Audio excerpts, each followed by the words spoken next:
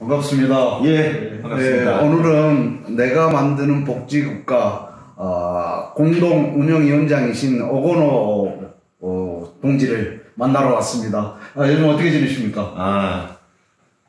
자가격리까지는 아니지만 일이 없어요. 예, 저희 단체 일상활동에 집중하고 있습니다, 지금. 또 이 코로나가 우리 삶을 아주 취약계층 뿐만 아니라 전체적으로 한국 사회를 새롭게 이제 돌아보게 만들고 있어요. 그렇죠. 이 코로나 이후에 한국 사회는 어떤 지형이 될까 되게 궁금합니다. 질문이에요? 네. 푹 들어왔죠. 어려운 질문. 예. 편하게. 근데 요새 우리나라도 그렇고 오늘 또 어디 신문 보니까 외국에 사진도 나오고 지구 사진이 달라졌다고 하잖아요. 예, 그렇습니다. 그러니까 인간들의 생활이 이렇게 몇 주만 멈춰도 하늘이 파래지고 또 흐르던 강물이 깨끗해지고 아마 인류가 본격적으로 산업화 한 200년 정도 보면 본격화가 된 걸 100년으로 보면 지구가 처음으로 이제 쉬는 삶을 가진 것 같아서 지구의 휴식기. 뭐 크게 보면 그렇고 근데 뭐 이제 코로나가 잡히더라도 다들 걱정하시는 게 민생이죠. 그렇죠. 우리가 지금 예측하기도 어려운 경제활동이 이게 멈춰버렸고 또 혹 우리 국내는 그럭저럭 다시 일상을 되찾다 하더라도 우리가 모든 산업이 지금 글로벌화 돼 있고 그러다 보니까 지금 전 나라 올 인류가 지금 지구가 난장판이잖아요. 이것 때문에. 그래서 걱정이에요. 그러다 보니까 이제 많은 분들이 얘기를 하다 보면 걱정을 하다가 위기가 기회다. 저도 이런 얘기 많이 들어왔는데 위기가 기회다. 어떨 때 약간 뭐 그냥 농담 같기도 하고 일부러 위로하기 위해서 위기 때 위로하기 위해서 하는 말이다 이런 생각 드는데 요즘은 제가 개인적으로 이렇게 쭉 살아오고 활동하고 보면서 야 이번이 진짜 기회일 수 있겠다. 확 세상을 바꾸고 우리가 이제 그 전에 4.16 이전과 이후는 한국 사회는 바뀔 것이다. 촛불 이전과 이후는 바뀔 것이 다를 것이다. 그리고 이제 또 시간이 흘러서 코로나19 사태 이전과 이후에 한국 사회와 세계 질서까지 이제 담대하게 많은 논의가 있는데 뭐 세계는 그렇다 치더라도 한국 사회는 되게 이제 변할 걸로 예측이 가능한데 근데 이제 그 중에 이제 첫 번째 단면을 한번 보자면 우리가 불과 5년 전에 최저임금 1만원 논쟁이 있었어요. 그리고 나서 이제 정치적인 헤게모니 싸움이 붙었죠. 노선투쟁이 붙은 거예요. 그래서 최저임금 1만원이 마치 한국 경제가 침몰하는 큰 문제가 있는 것처럼 엄청난 기득권의 저항이 있었거든요. 근데 그런 반면에 이번 코로나 사태가 터지고 나서 불과 몇 달 사이에 전 국민 재난기본소득을 포함한 정부 차원, 지방정부 차원 온갖 자기들이 보편적 복지에 대한 문제가 굉장히 화두로 떠올리고 있고 실질적으로 이제 작동되고 있어요. 이런 변화가 정말 코로나가 만들어낸 이 사회의 인식의 변화일 수도 있거든요. 저는 이 부분에 대해서 아무나도 우리 오건호 운영위원장님께서는 남다르게 보실 것 같아서 찾아왔습니다. 그래요? 그러니까 제가 참 기회가 되었으면 좋겠다라고 생각하는 게 우리가 아까 말씀한 4.16도 4.16 이전과 이후라고 저희가 이제 계속 얘기했던 데는 우리의 바람 같은 게 사실 거기에 좀 있었거든요. 4.16 이전과 이후는 달랐으면 좋겠다라는. 근데 사실 그렇게 썩 많이 달라지진 않았거든요. 그건 뭐냐면 진짜 달라져야 할, 그러니까 실제로 이 사회의 자원을 가지고 있고 또 의사결정력을 가지고 있는 쪽에서 달라져야 되는데 기득권이죠. 그렇죠. 그래서 이렇게 우리들은 달라졌으면 좋겠다. 4.16 이후에는 진짜 저렇게 모두가 안전한 나라, 평안한 나라, 어떤 그런 전환의 계기가 되기를 바랬는데 사실상 그 의사결정의 권한을 가진 층이 그런 위기의식, 문제의식이 없다 보니까 사실 큰 변화가 없거든요. 근데 이번 경우에는 시스템 자체가 지금 흔들흔들하고 있고 이러다 멈추겠다? 한국은 지금 진짜 우리 너무 양반이에요. 지금 외국 같은 데는 사재기도 많이 일어나고 있다 보니까 사실 일상이 이렇게 막 무너지면 뭐 모두가 힘듭니다만 우리 노동가요수도 그런 게 있잖아요. 더 이상 잃을 게 없다 그런데 잃을 게 많은 거꾸로 얘기하면 많은 권력자원, 많은 의사결정력을 가진 계층일수록 이런 일상이 무너지는 위기 시기에는 잃어버릴 게 많거든요. 네. 그러니까 덜 잃기 위해서는 그들도 변해야 하는 거죠. 그러니까 뭐 특히 뭐 정치권도 그렇고 뭐 경제계에서도 그렇고 다 웃음치고 특단의 대책을 요구하는 게 예. 그래서 고육청을 내놓고 있다. 고육책을. 그러니까 물론 이제 네. 그런 대책이 바람직하지 않다는 건 아닌데 한편에서 보면 그런 새로운 대책을 요구하는 아래로부터의 민초들의 요구가 강한 거에 긍정적인 면도 있지만 또 그만큼의 변화를 만들어내는 데는 그런 기득층이 그만큼의 또 위기의식을 갖고 있다고도 봐요. 선거가 없었으면 혹시 어땠을까요? 그러니까 재난기본소득 같은 것들이 좀 더 속도를 내게 된 데는 뭐 아무도 모릅니다만 제 예측에는 선거가 자꾸 있어. 왜냐하면 황교안조차도 50만 원씩 주다고 그러니까요. 더불어민주당도 돈을 푸는 데는 엄청 쫀쫀한 정당이고 그런데 이해찬 대표도 황교안이 부르니까 받고 또 대치고 부르고 이런 식으로 저는 그런 거에는 선거가 영향을 줬던 것 같은데 뭐 재난기본소득이라는 특정 단품에 대해서는 하지만 전반적으로 흐르고 있는 이런 위기의식이라든지 새로운 구조개혁 논의를 이렇게 보면 선거가 없었더라도 이 코로나 혹은 코로나로 인한 민생위기, 일상위기에 대한 그런 새로운 문제의식 그리고 변화의 조짐들은 뭐 비슷하게 진행되었을 것 같아요. 또 우리 운영위원장님께서는 작년 10월 9일 창립한 권리찾기 유니온 권유하다의 발기인이시기도 합니다. 그래서 남다르게 권유하다의 활동을 지켜보셨을 거라고 믿습니다. 근데 이제 신생 조직이 할 수 있는 한계는 분명합니다. 그럼에도 불구하고 코로나라는 재난 앞에 저희가 주요하게 지금 이야기하고 있는 당사자 운동의 핵심이 취약계층이었는데 그들이 이제 삶이 속절없이 무너지는 것을 보고 저희가 이제 뭐라도 해야 되겠다 이렇게 해서 이제 정말 한 석 달 동안 정신없이 달려왔습니다. 나름 여러 가지 좀 저희의 제안들을 받아들이기도 하고 국가나 지방정부에서 수용한 면도 있지만 여전히 많이 좀 부족함도 있어요. 이런 권유하다 활동을 어떻게 지금 지켜보고 계십니까? 코로나가 발생하기 전에 권유하다가 발족했고 특히 이런 그 노동법이라든지 제도적 보호에 사각지대에 있는 5인 미만 불안정 노동자들의 권리찾기를 주목하신 거잖아요. 네, 맞습니다. 그리고 또 많은 사람들이 공감하고 또 너무나도 뭐 피부에서 많은 분들이 느끼고 있기 때문에 근데 이번 코로나에서 특히 그러니까 권유하다 운동이 갖고 있던 그 문제의식이 훨씬 더 이게 중요한 거구나. 왜냐하면 코로나로 일상이 무너질 때 가장 어려운 계층, 가장 그늘진 곳에서부터 더 문제가 증폭되는 거죠. 그래서 아마 지금 뭐 진행 중입니다만은 야 코로나로 통해서 많은 사람들이 또 불편도 겪고 있긴 하지만 진짜 이 제도권 보호 바깥에 있는 분들의 일상과 민생이 이렇게 크게 타격을 받는구나라는 걸 이제 알고 있기 때문에 저는 우리 권유하다 운동도 어떤 코로나를 계기로 해서 좀 더 발전할 수 있을 거라고 보고요. 특히 이제 재난기본소득은 좀 이제 일반 모두를 상대로 한 이런 보편적 권리의 성격을 가지고 있잖아요.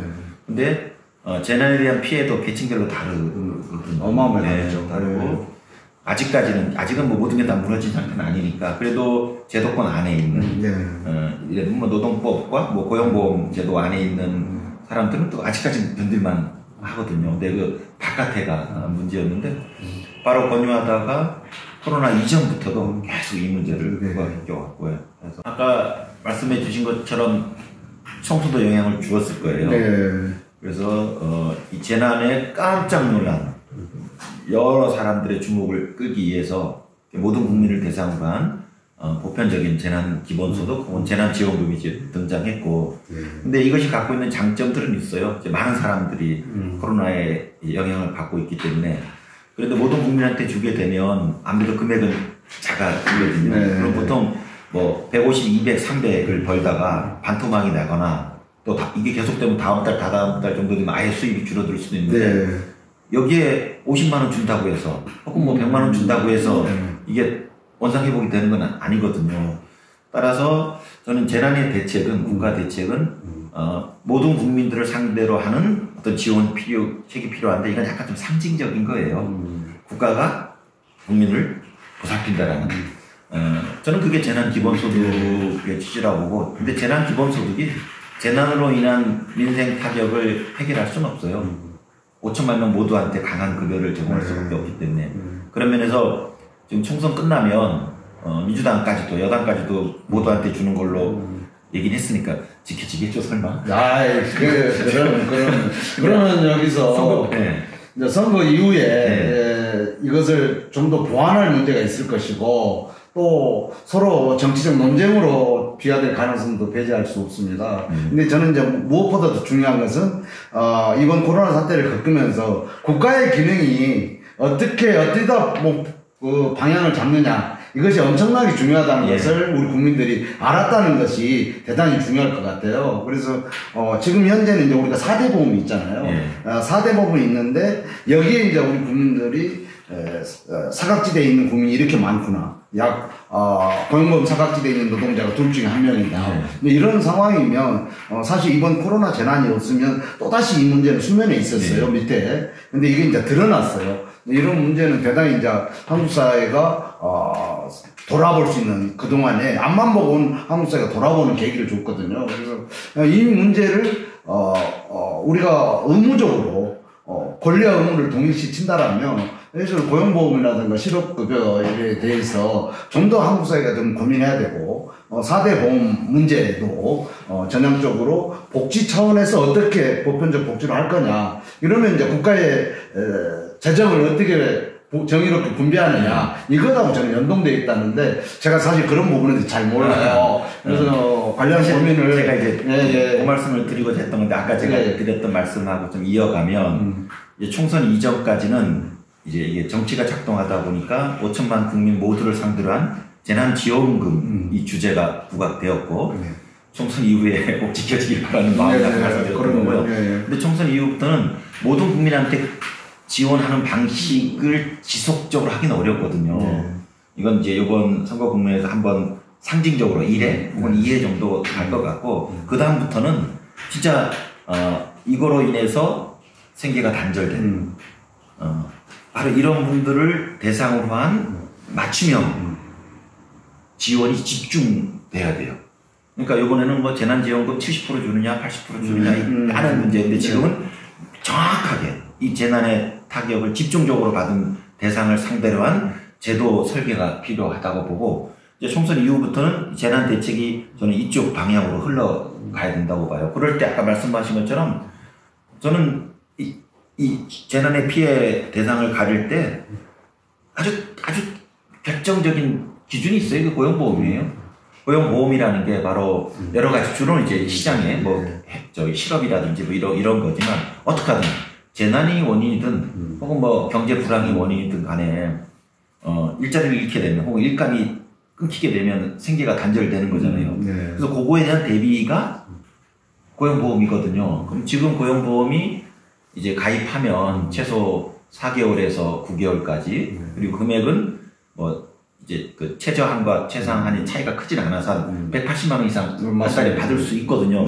사실 뭐 충분한 금액은 아닙니다만은 이 정도면 이제 그 근근히 생계를 유지하는 거예요. 다음 일터를 위해서 충전할 수 있고. 그래서 이 고용보험 제도 안에 있는 노동자라면 그럭저럭 뭐 코로나가 뭐 1년, 2년, 3년 가면 또 새로운 대책이 필요하겠지만 이게 몇 개월 정도 진행된다 그러면 고용보험 안에서 버틸 수 있습니다. 이게 고용 안전망인데, 안타깝게도 아까 우리 2명 중에 1명이 고용보험 바깥에 있다고 하는데, 제가 아시겠습니다만 제가 보니까 우리 그 경제활동 인구가 2,800만 명인데 고용보험에 가입하신 분들이 딱 1,400만 명. 1,400개. 딱 절반이 바깥에 있는 거예요.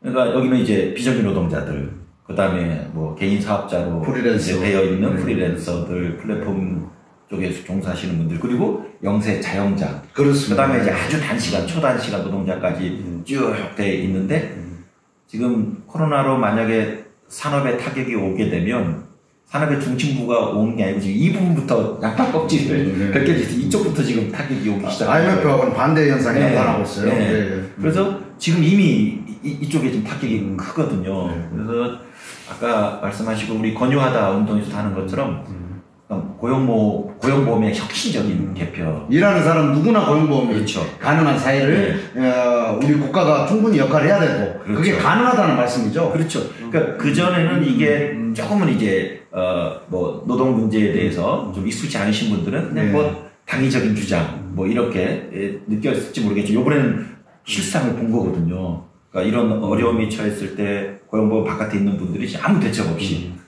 그리고 뭐 지자체에서 제가 경기도 사는데 또 뭐 10만 원, 15만 원 보태준다고 하는데 사실은 그런 식으로 지원한다는 생색만 내는 것이거든요. 그래서 이른바 전 국민 고용보험 제도를 구축할 필요성에 대해서 이번에 많은 국민들이 저는 느꼈을 거라고 봅니다. 그래서 총선 이후에 뭐 권유하도 당연히 그러겠지만 저희 같은 복지단체도 그렇고 뭐 우리 노동단체도 그렇고 시민사회가 다 합심해서 진짜 전국민 고용보험 제도를 대한민국에 갖추자라는 운동을 해서 이제 곧 21대 국회가 만들어지면 거기서 제도적인 성과도 좀 냈으면 좋겠고요. 사실 간단해요. 그러니까 현재 고용보험 납부가 가능한 쪽은 이제 제도 바깥에 들어와 있기 때문에 가능하지 않은 쪽에서 제도 안에 편입되어 수 있음에도 불구하고 납부 능력의 한계 때문에 납부하고 있지 않는 데는 좋은지 알지만 형편이 안 돼서 못 낸다 이런 말이죠. 고용보험료를 지원하면 되는 거고. 그렇죠. 지원하면 되는 거고. 그 다음에 이게 꼭 고용보험까지 가입할 필요가 있을까라는 아주 영세한 불안정 자영자라든지 아주 초단시간 노동자 이런 경우는 있을 수 있어요. 이런 부분 같은 경우는 꼭 고용보험이 아니더라도 일단 생계가 끊기면 국가가 이제 고용보험 여부와 무관하게 지원하는 이게 실업부조 제도이거든요. 그래서 가능한 고용보험 안에 편입시키고 보험료 지원하고 그럼에도 불구하고 바깥에 있는 데는 실업부조 제도가 하면 그래서 좀 확장된 고용보험과 그 다음에 그럼에도 불구하고 마지막 안전판인 실업부조 두 쌍으로 갖추게 되면 이게 전체적인 고용안전망이라고 생각이 됩니다. 그리고 이미 우리가 두루누루 사회보험료 지원 사업을 하고 있거든요. 근데 워낙 이제 규모가 작으니까 그것 대폭 확대하면 됩니다.